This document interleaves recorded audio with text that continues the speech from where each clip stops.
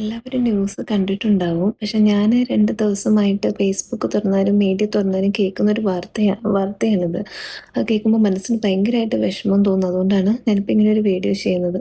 ഇത് ഉത്തർപ്രദേശിൽ നടന്ന ഒരു സംഭവമാണ്. 19 വയസ്സ് മാത്രമുള്ള ഒരു പെൺകുട്ടി പ്രണയിച്ച അവനെ വിശ്വസിച്ച് അവനെ കാണാൻ പോയതാണ്.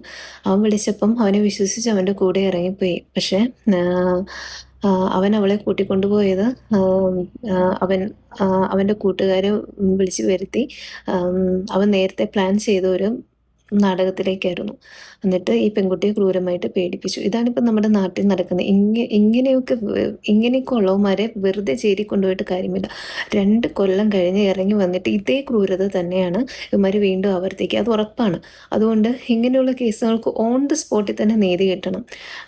എന്ന് വെച്ചാൽ മാസങ്ങളോളം നീട്ടിക്കൊണ്ടു പോകുന്ന വിചാരണയല്ല. ഫാസ്റ്റ് ട്രാക്ക് കോടതിയിലൂടെ ഏറ്റവും കടുത്ത ശിക്ഷ തന്നെ ഇവന്മാർക്ക് കൊടുക്കണം. ആ കുട്ടി അനുഭവിച്ച വേദന എന്താണെന്ന് ഇവരെ കൊണ്ട് അനുഭവിപ്പിക്കണം. ഇവർക്ക് പിന്നീട് നല്ല രീതിയിൽ ജീവിക്കാനുള്ള ഒരു അവസരവും കൊടുക്കാൻ പാടില്ല. എനിക്ക് അത്രയും വിഷമം തോന്നിയതുകൊണ്ടാണ് ഞാനിപ്പം ഇത്രയും ഇത് പറയുന്നത്.